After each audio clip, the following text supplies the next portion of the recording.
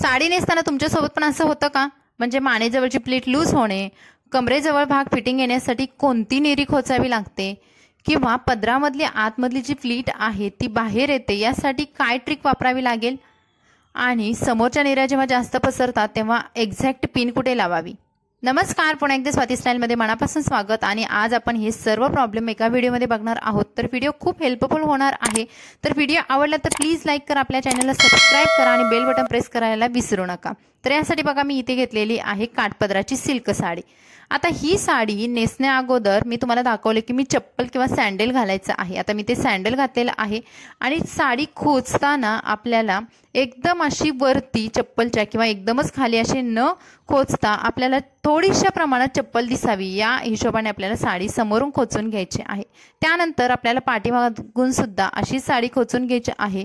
कुठेही साडी आपल्याला लूज किंवा घडी पडेल अशी न ठेवता पूर्ण बॉडी भोवती आपल्याला फिटिंगमध्ये साडी खोचून घ्यायची आहे. आता पुढे आणि पाठीमागे तुम्ही बघाल साडी एकदम टाईट मी खोचून घेतलेली आहे. आणि हे साडी ड्रॅपिंग मी तुम्हाला एका पेटीकोटवरतीच दाखवते, म्हणजे नॉर्मली ज्या महिला शेपवेअर वापरत नाही त्यांच्यासाठी सुद्धा उपयुक्त होईल. त्यानंतर मी गेलेली आहे पदराच्या साईडला. आता पदर असा छान गोळा करायचा आणि पाठीमागे घेऊन जायचा. आता पाठीमागून जेव्हा आपण पदर पुढे आणतो आणि पदर बनवतो त्याच्या अगोदर आपल्याला एक गोष्ट करायची आहे, आपल्याला पदराची उंची मोजून घ्यायची आहे. उंची मी माझ्या गुडघ्याच्या खाली ठेवलेली आहेत. आता जेव्हा तुम्ही गुडघ्याच्या खाली उंची ठेवता पदराची त्यावेळेस तुम्ही आपोआपच उंच दिसता. त्यानंतर आपल्याला एक ट्रिक वापरायची आहे जेणेकरून आपला टाइम सुद्धा वाचेल इथे. तर ही जी प्लीट आहे तर ती प्लीट बघा मी कमरेजवळ आणून ठेवली आणि आता मी पदर बनवणार आहे. म्हणजे कधी कधी काय होतं की आपल्याला पदर बनवायचा असतो आणि पदर बनवता बनवता आपण एकतर कमी बनवतो किंवा एकतर जास्त बनवतो आणि त्यामुळे आपला वेळ तिथे सुद्धा जातो. त्यामुळे आपल्याला ही एक साधी ट्रिक वापरायची आहे की जिथून आपल्याला पदर बनवायचा आहे तेवढा भाग मी बघा कमरेजवळ खोचून घेतलेला आहे आणि आता मला पदराची साईज समजलेली आहे तेवढ्याच साईजच्या मी प्लीट्स बनवणार आहे. आता त्यानंतर पदराच्या जे निऱ्या आपण बनवतोय तर तिथे सुद्धा आपल्याला एकसारख्या निऱ्या बनवायच्या आहेत, पण जी आपली बॉर्डर आहे वरती येणार आहे तर ती बॉर्डर आपल्याला इतर प्लीट्सपेक्षा किंवा निऱ्यांपेक्षा मोठी बनवायची आहे. आता इथे मी तुम्हाला व्हिडिओमध्ये दाखवलं बघा माझी वरची निरी किती मोठी आहे. तर या ट्रिकमुळे तुमच्या आतमधल्या ज्या प्लीट्स आहेत किंवा निऱ्या आहेत त्या पदराच्या खालून बिलकुल बाहेर येणार नाहीयेत आणि तुमचा साडी नेसण्याचा टाइम सुद्धा वाचणार आहे. तर ही आपली एक पहिली ट्रिक मी तुम्हाला सांगितलेली आहे.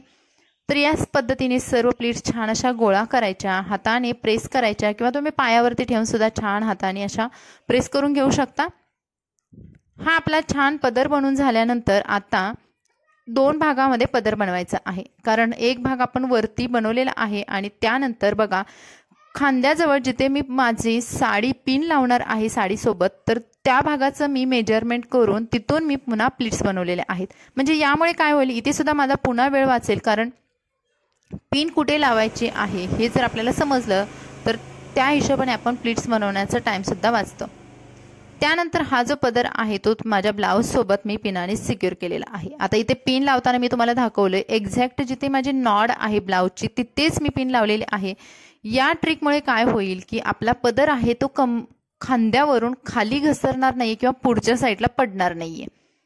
तर तुम्ही बघाल इथे मी माझी पिन लावून घेतली आणि हा जो कमरेजवळ खोचलेला भाग आहे तो पुन्हा मी अजून छान पद्धतीने असा पाठीमागून एकदम टाईट करून आणलेला आहे आणि त्यानंतरच मी कमरेजवळ प्लीट्स बनवणार आहे. तर आता कमरेजवळ प्लीट्स बनवायच्या कशा किंवा कमरेजवळचा भाग फिटिंग राहण्यासाठी आपण इथे आणखी एक ट्रिक वापरणार आहोत. खूप सोपी आहे. तर इथे एक छोटीशी पिन घेतलेली आहे मी आणि कमरेजवळ येणारी जी प्लीट आहे ती घट्ट पकडून तिथे पिनाने ती प्लीट मी सिक्युअर केली. आता पिन सिक्युअर करताना सुद्धा आपल्याला एकदम बॉर्डर टू बॉर्डर अशी घ्यायची आहे आणि त्यानंतर आतमधल्या पेटीकोट सोबत आपल्याला ही पिन आहे ती सिक्युअर करायची आहे, म्हणजे आपली साडी हलणार नाहीये.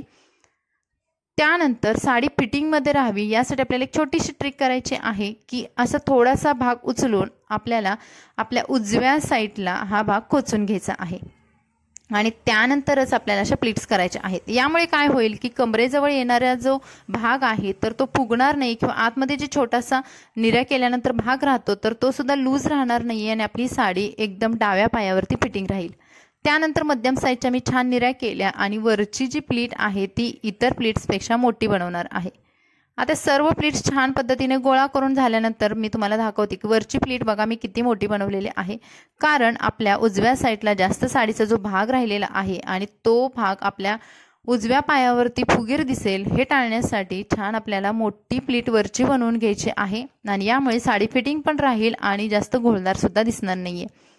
या सर्व निऱ्या पुन्हा गोळा करून मी खोचून घेणार आहे, पण त्या अगोदर वरच्या सर्व पिना गोळा करून झाल्यानंतर मी ते एका पिनाने या निऱ्या सिक्युअर केलेल्या आहेत, कारण ही पिन वापरल्यानंतर खाली जे येणाऱ्या निऱ्या आहेत तर त्या मला व्यवस्थित करता येते हाताने आणि वरून निऱ्या हालत नसल्यामुळे मी खालचा भाग एकदम आरामशीर किंवा एकदम व्यवस्थित टाइम घेऊन करू शकते।